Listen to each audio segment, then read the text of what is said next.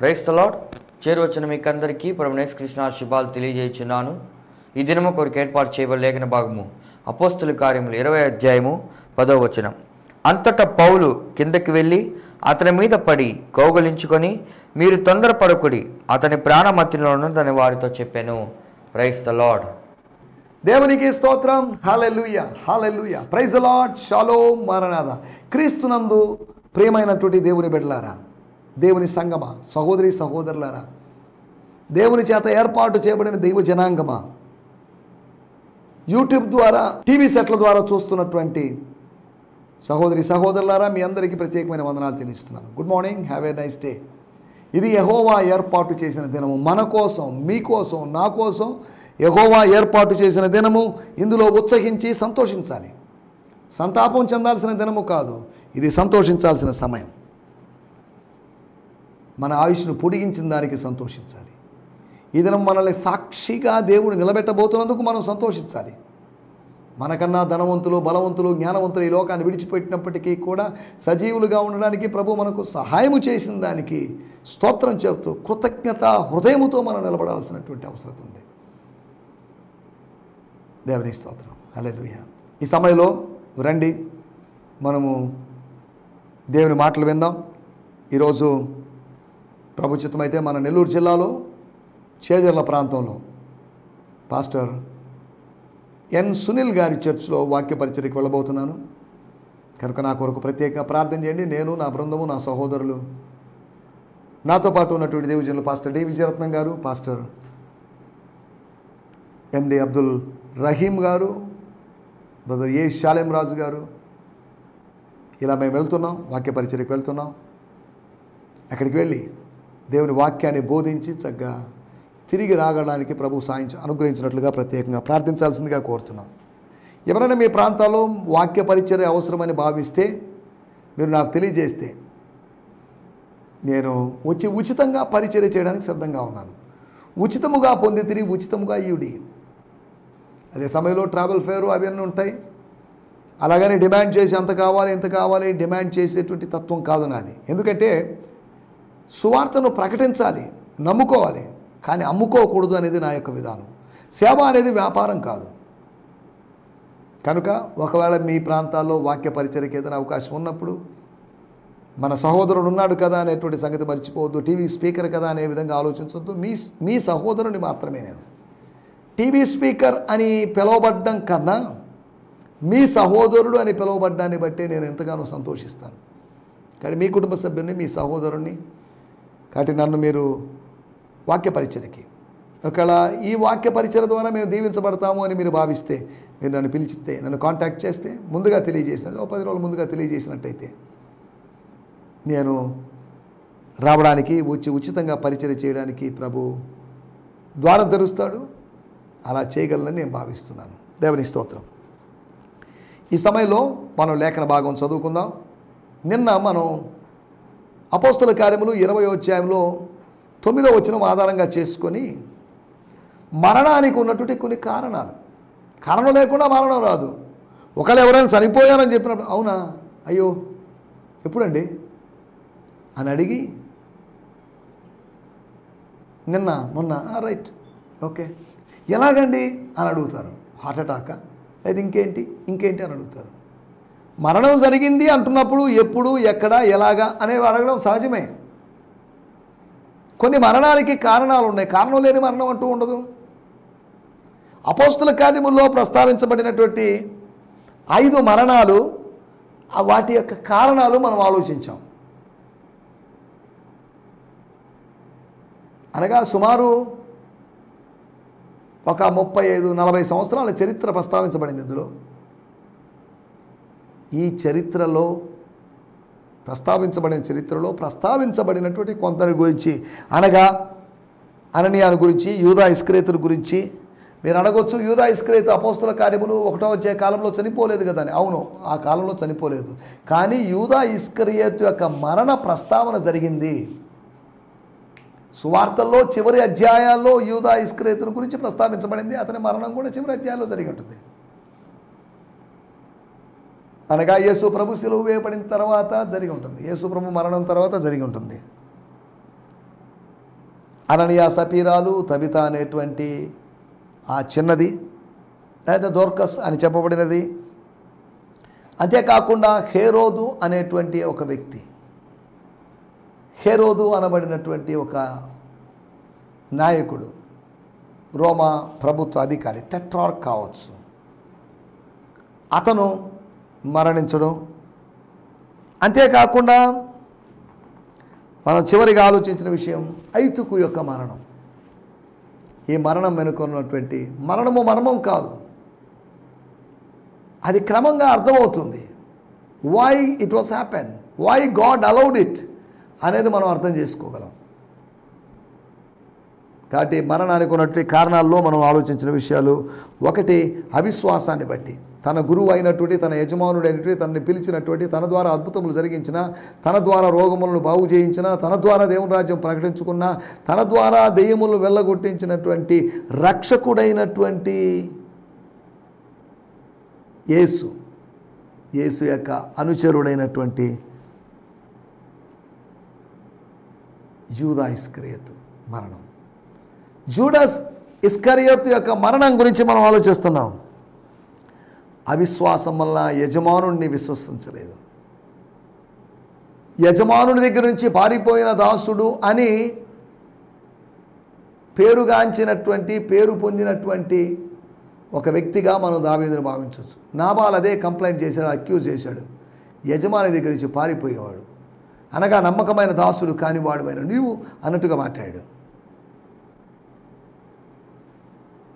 ఒకటి మనం ఆలోచిస్తున్న మాట, అవిశ్వాసాన్ని బట్టి అతడు వాళ్ళ మధ్యలో ఎమడలేకపోయాడు, వాళ్ళ మధ్యలో ఉండలేకపోయాడు. స్తోత్రం, హల్లెలూయా. తర్వాత మనం ఆలోచించినట్టు విషయం, అబద్ధాన్ని బట్టి అననీయ సపీరాలు. అబద్ధం అనేది పెద్ద పాపం కాదని మనం అనుకుంటాం. అబద్ధికుని కన్నా దరిద్రుడే మేలు అని రాయబడింది. అబద్ధం ఎందుకు పెద్ద పాపం ఏం కాదు. ఎంతసేపు పెద్ద పాపం అంటే వ్యభిచారము, నరహత్యగానే అనే వాటిని లెక్కలో వేసేసుకున్నాం. దేవుని దృష్టికి, పరిశుద్ధుడైనటువంటి దేవుని దృష్టికి, పరిశుద్ధుడు అని నిర్వచిస్తున్నప్పుడు పెద్ద పరిశుద్ధుడు చిన్న పరిశుద్ధుడు అని లేనప్పుడు చిన్న పాపం పెద్ద పాపం ఏంటి?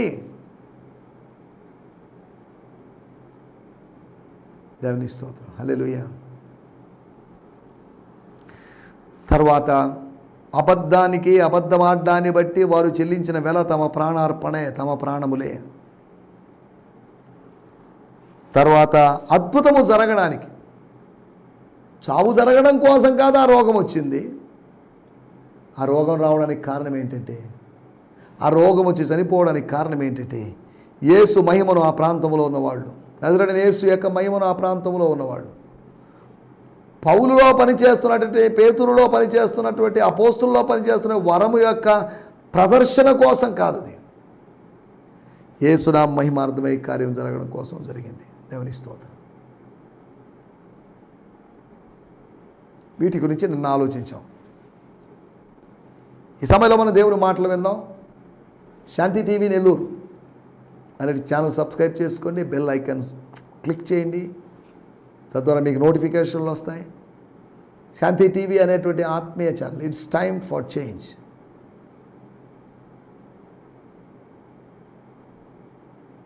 దీని ద్వారా మీరు దీవించబడవచ్చు. నాకు ముందుగా వచ్చే సందేశం ఇచ్చేవాళ్ళు, నా తర్వాత వచ్చే సందేశం ఇచ్చేవాళ్ళు, వేరు వేరు దేవుజనులు ఉన్నారు. వీరందరిని బట్టి నేను దేవుని స్తుతిస్తున్నాను. హల్లెలూయా, స్తోత్రం. చూడండి, కార్యక్రమాలు చూడండి, ఆత్మీయ విషయాలు నేర్చుకోండి, ఆత్మీయంగా బలపడండి. ఈ సమయంలో మనం దేవుని వాక్యాన్ని ధ్యానించుకుందాం. దేవుని వాక్యం ధ్యానించుకోవడానికి ముందుగా దేవుని సహాయాన్ని కోరుదాం. వాక్యము దేవునిది కాబట్టి మనకు కావాల్సిన దేవుని సహాయం కనుక, దేవుని ప్రజలు దీవించబడాలి కనుక, దేవుని దాసుడు వాడబడాలి కనుక మనం ప్రార్థన చేసుకుందాం. పరిశుద్ధుడైన మా దేవా, మీరు మాకు ఇచ్చిన మంచి దినము కొరకై మీకు వందనాలు.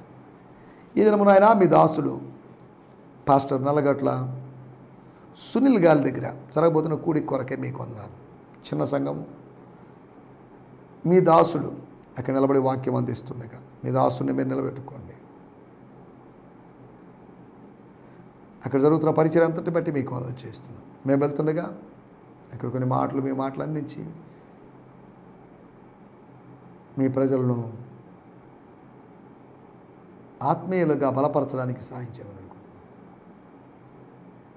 తండ్రి మీకు వందనాలు చేయిస్తున్నా. ఈ దినమున ఆయన పుట్టినరోజులు జరుపుకుంటున్న వారి కొరకు, వివాహ వార్షికోత్సవాలు జరుపుకుంటున్న వారి కొరకే మీకు వందనం చేయిస్తున్నా. మీరందరినీ మీ చేతిలో సమర్పిస్తున్నా. వారికి ఇచ్చిన నూతన సంవత్సరాలను బట్టి మీకు వందనాలు. ప్రార్థించమని కోరిన వారందరూ ఉన్నారు, వారందరినీ మీ సందర్శన తెస్తున్నా. యేసయ్యా స్తోత్రం స్తోత్రం. మీ పాద పద్మములపై చేరి ఉంటేగా కొంతమంది క్యాన్సర్లతోనూ వేరు వేరు అనారోగ్యాలతో బలహీనతలతో బాధపడుతున్న వారు ఉన్నారు. వీరందరినీ మీ సందర్శనకి తెస్తున్నాం ఆయన.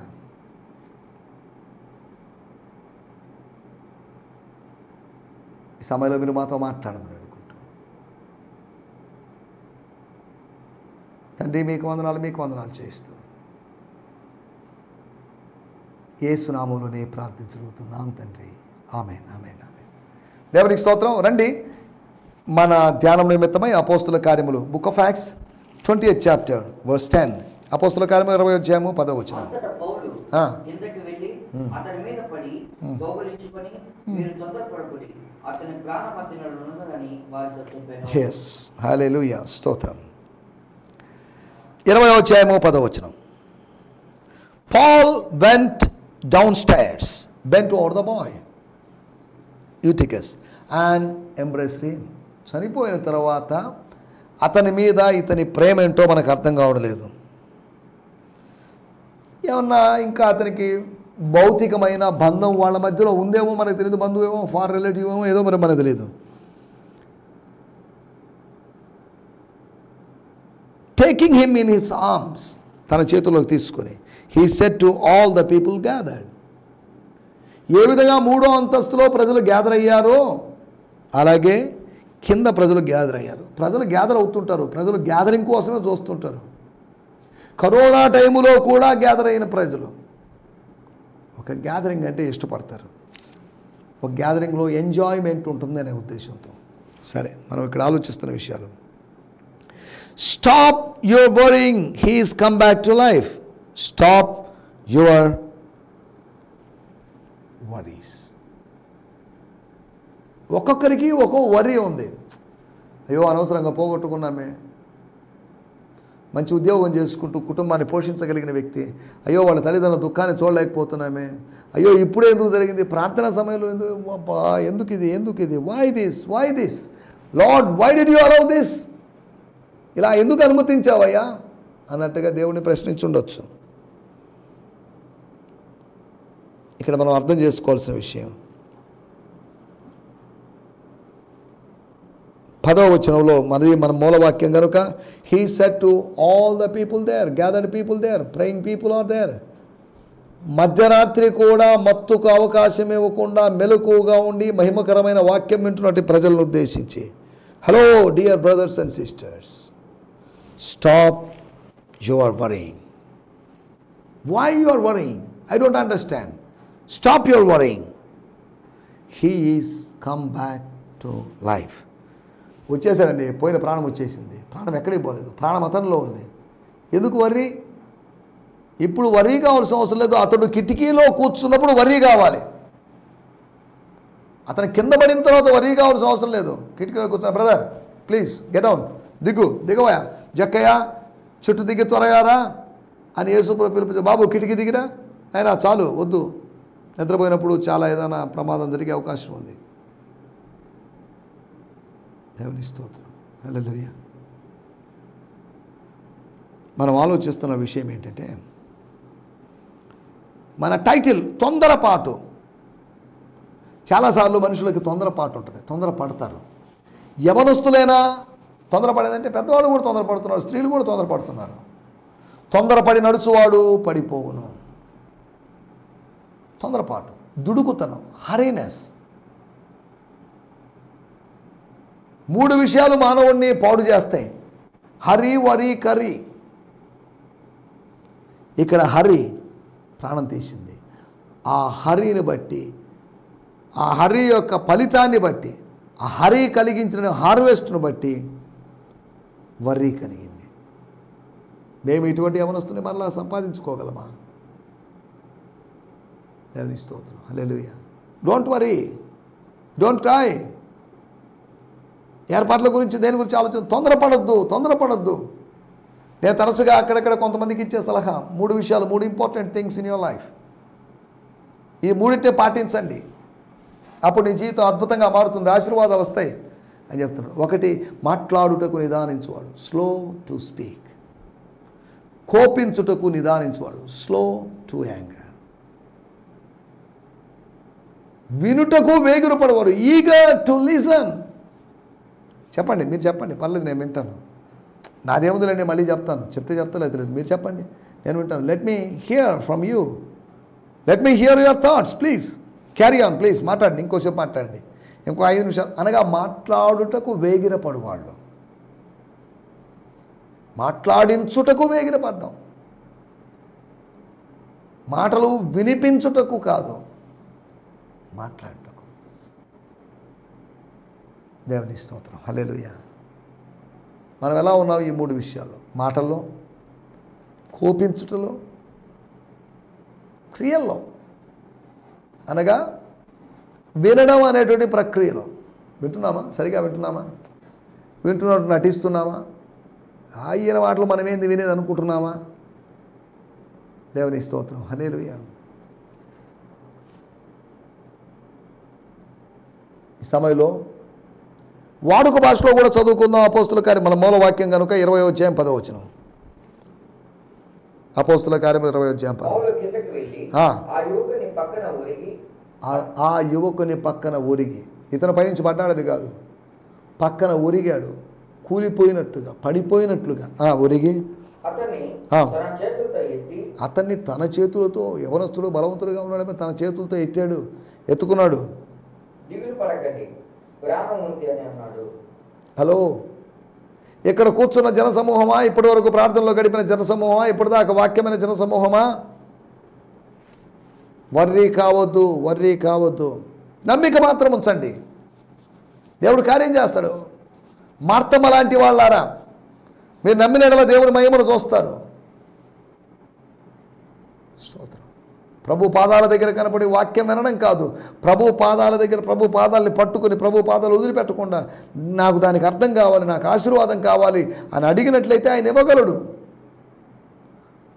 భూలోక సంబంధమైన తండ్రి ఇవ్వగలడు, ఇచ్చే అవకాశం ఉంటే, ఆయనకు ఆర్థిక వనరులు అధికంగా ఉంటే. కానీ పరలోకపు తండ్రి ఖచ్చితంగా ఇవ్వగలడు. స్తోత్రం.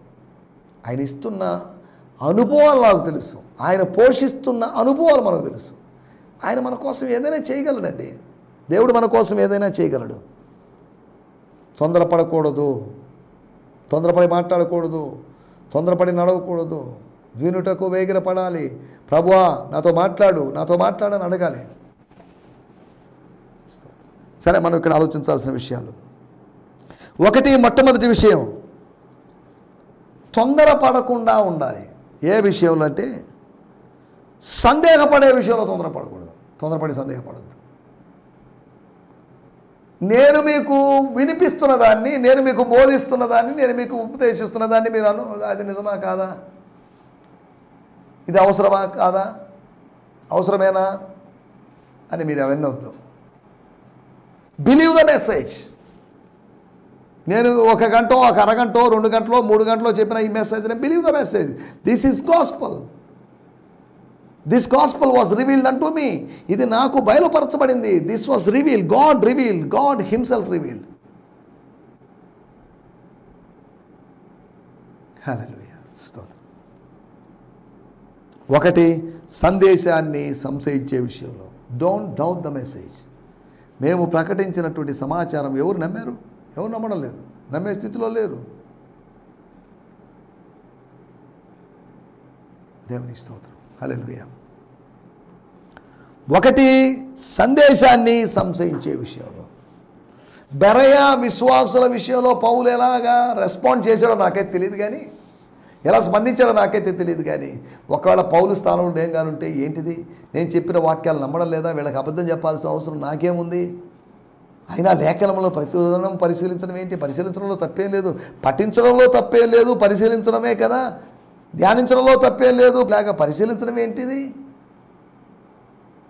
అని అన్నట్టుగా పౌలు బిహేవ్ చేసి ఉండొచ్చు. ఫీల్ అయిపోతాడు.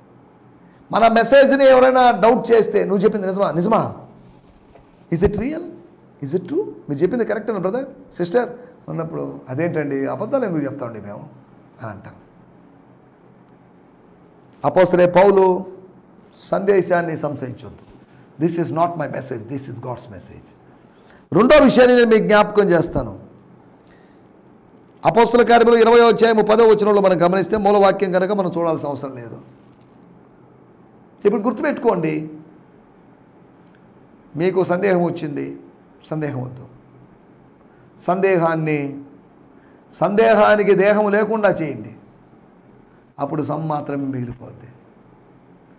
అర్థం లేని ఒక పదంగా మిగిలిపోతుంది. దానికి ఒక వివరణ ఇవ్వాల్సిన సమ్ అంటే ఏంటి అని మనం వివరణ ఇవ్వాల్సిన అవసరం లేదు. స్తోత్రం, హల్లెలూయా. రెండోది, సహవాసము నుంచి సహవాసాన్ని, ఇంకెందుకంటే ఆ మనిషి చచ్చిపోయి ఉంటే, ఈ అర్ధరాత్రి సమయంలో చనిపోయి ఉంటే, ఇప్పుడు మళ్ళీ మెసేజ్ ఏంటి? నో, వెళ్ళిపోతాం, లెట్స్ గో. భయం వేసి ఉంటుంది. అననీయ సపీరాల మరణం భయం కలిగించినట్లుగా ఐతు యొక్క మరణం భయం కలిగింది. ఇది నిజంగా పడ్డాడా, అతను జారిపడ్డాడా, లేకపోతే ఎలాగా, దేవుని ఉగ్రత ఏంటి, అది ప్రజలకు అర్థం కాని విషయం. దేవుని స్తోత్రం, హల్లెలూయా. ఒకటి, సందేహాన్ని సంశయించేటువంటి విషయంలో మనం తొందరపాటు ఉండకూడదని, సందేశాన్ని సంపూర్ణంగా విశ్వసించాలని. మూడోది, సహవాసము నుండి వెళ్ళే విషయంలో, సహవాసాన్ని ఫెలోషిప్ని బ్రేక్ చేసేటువంటి విషయంలో, వదిలేండి మీ పని ఏదో మీరు చూసుకోండి, నా పని ఏదో నేను చూసుకుంటాను అన్న విధంగా కాదు. సహవాసము నుండి వెళ్ళేటువంటి విషయంలో, ఇంకెందుకండి పాస్టర్ గారు ఓ మనిషి చనిపోయాడు ఇంకా ప్రార్థన ఆపండి అని వాళ్ళు అసహనాన్ని వ్యక్తం చేయలేదు. సరే, దేవుని స్తోత్రం, హల్లెలూయా. సహవాసాన్ని, స్థానిక సంఘ సహవాసాన్ని ఎప్పుడు విడిచిపెట్టొద్దు. మూడో విషయం మనం ఆలోచిస్తే, అపోస్తల కార్యములు 9వ అధ్యాయం 37వ వచనం మనం గమనించినట్లయితే, స్తోత్రం, అక్కడ రాయబడింది. మనం ఇందాక కూడా లేఖన భాగం అంటే నిన్నటి ఎపిసోడ్లో కూడా మనం ఇలా టచ్ చేసుకున్నాం. అక్కడ ఏంటి అంటే, అక్కడ ఏర్పాట్లు జరిగాయి, అరేంజ్మెంట్స్ జరిగాయి. చనిపోయినటువంటి ప్రభువునందు నిద్రించినటువంటి సహోదరి యొక్క దేవుని స్తోత్రం ఏర్పాటు,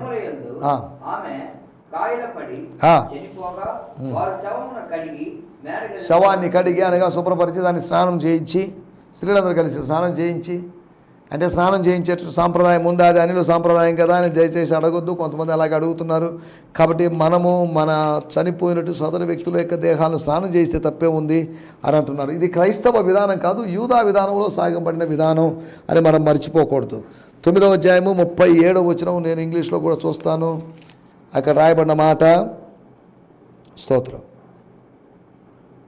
but then she become very ill and died.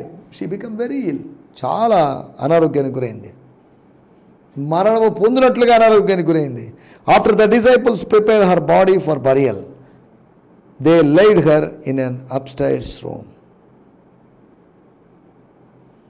దేవుని స్తోత్రం, హల్లెలూయా.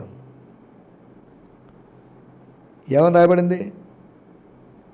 She lived her life doing kind things for others and serving the poor.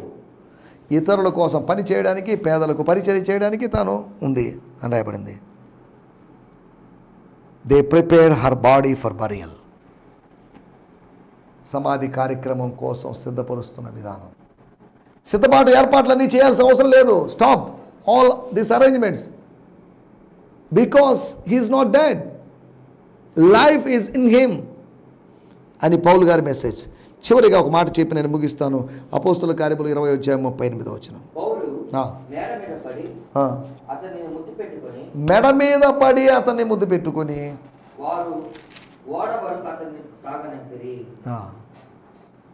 సాగనంపే విషయంలో తొందరపడకుండా ఉండమని బతిలో ఆడుతారు కొన్నిసార్లు. సరే మీరు వెళ్ళిపోతే వెళ్ళండి అని చెప్పేవాళ్ళు. సాగనంపే విషయంలో ఏమాత్రం తొందరపాటు లేకుండా వాళ్ళు సాగనంపారు. కొంతమంది సాగనంపడానికి రాలేదు, తమ ప్రేమను వ్యక్తం చేశారు. సేవకుడు కదా, సాగనంపాలి, వీడ్కోలు ఇవ్వాలి, మంచి సెండ్ ఆఫ్ ఇవ్వాలి.